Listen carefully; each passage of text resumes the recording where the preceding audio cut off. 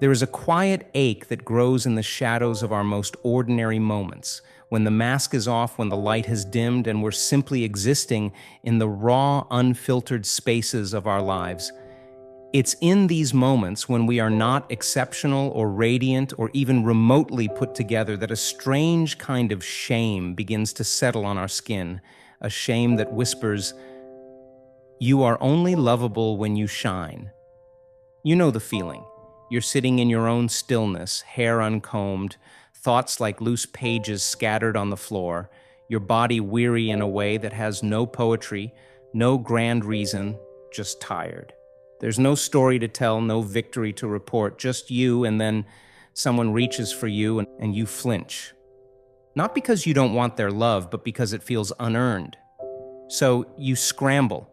You try to straighten your posture, crack a joke, list off something you've accomplished recently. You throw glitter on your exhaustion, hoping they won't notice the dull ache beneath your surface. Because deep inside, a voice trembles. If I am not impressive, I am not lovable. But that's the lie, isn't it? That love must be earned.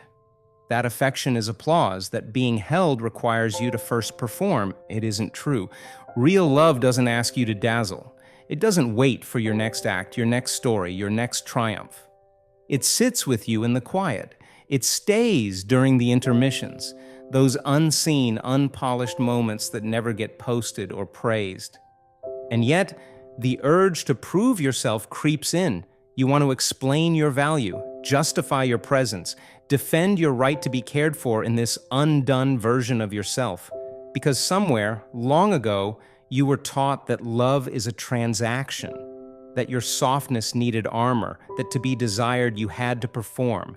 So now when someone looks at you with gentle, unwavering eyes, when someone chooses to stay, you don't know what to do with it. You panic. What have I done to deserve this? And worse, what happens when I stop deserving it? You are afraid of being loved in your stillness. Afraid that when your glow fades, so will the hands that once held you. That people only come for the light show, not the darkness that follows. But that fear, while deeply human, is rooted in a lie. You are not a trophy to be displayed. You are not a gold star on someone's chart. You are not a highlight reel. You are a soul, a living, breathing, aching, beautiful soul. And you are allowed to be loved when your hands are empty, when you are lost in your own head, when you are not clever or radiant or even okay. You are not loved for your sparkle.